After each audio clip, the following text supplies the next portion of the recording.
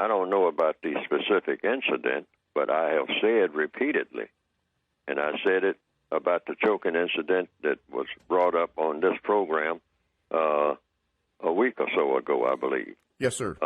Yes.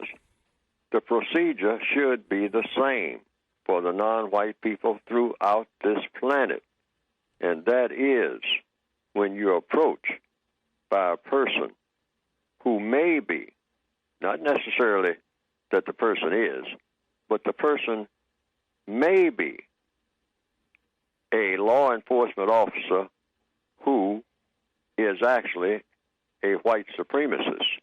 Now, that's a different category. And I have said that on most so-called police forces where there are non-white people interacting with white people in those type of settings, and you have a law enforcement officer who is called a police officer, but they're not really police officers if they are racist. But you can assume, you must assume, that on every significant police force where there are non-white people and white people involved, that some of the people, maybe just one or two, maybe 1 or 200, you don't know, some of the people are posing as police officers, and they are really white supremacists, because you can't be a white supremacist and a police officer at the same time. And we should get in the habit of saying that. That's a race soldier. That's an imposter. That's a person that has nothing to do with policing. That's a person who is a white supremacist. You cannot be a white supremacist and a police officer. The two terms don't go together. A white supremacist is a white supremacist. And if you want to give it to a title, give him or her a title, it would be race soldier. That's what I have in the word guide. Person is an imposter. Okay. It's like me going into a precinct station and putting on a uniform, and I am an enemy agent of some type. I mean, but I have a different mission from everybody else on that law enforcement body.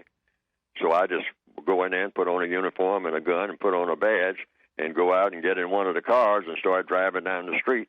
And then I have my own agenda. And so you should expect that. You should expect it. Okay.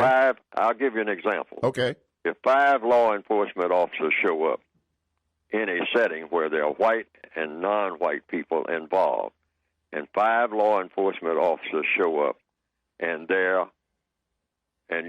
you see that 5 of them, or 3 of them, or 2 of them, or just maybe 1 of them is classified as white. Yes, sir. That could be a racist suspect right there. That could be one of those imposters. You don't know. You have no way of knowing. So what do you do in that type of setting? First thing you do is consider yourself a captive right away. Don't argue with that person.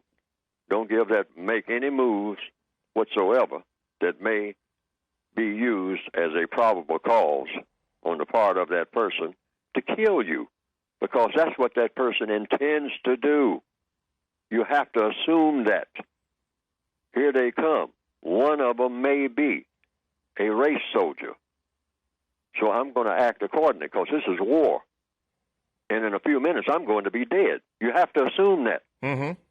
If you're black, you must assume that under every circumstance, without exception. You've got to. Otherwise, now, people might say, oh, that's inflammatory. I mean, to even start people to thinking like that. No. It happens too often. And it's been going on year after year after year after year. So this is a pattern. This is not some type of weird thing that happens, and everybody's bewildered by it. No, it's predictable. And we ought to learn from things that are predictable. When the incident came up prior to this, yes. I said, even as we are speaking about it, it's happening somewhere. I remember saying that, because I usually say that, because it's happening somewhere right now as we speak about it. So you say learn about it. You say learn about it. I'd like to say this. It doesn't make any difference how many demonstrations you have in the street. It doesn't make any difference how many teddy bears you hang on fences. I mean, that's getting to be almost like, well, I won't criticize it as such, but I'm saying it's not going to help. Okay. I don't care how many candles you burn and RIPs on the graffiti wall. It's going to be happening even as you're putting that on the wall. It goes with the territory of white supremacy. You're in a system of white supremacy. So you should expect this over and over and over again. And how do you react to it as an individual? Say, I'm now a captive. Okay. I'm a captive of an alien force.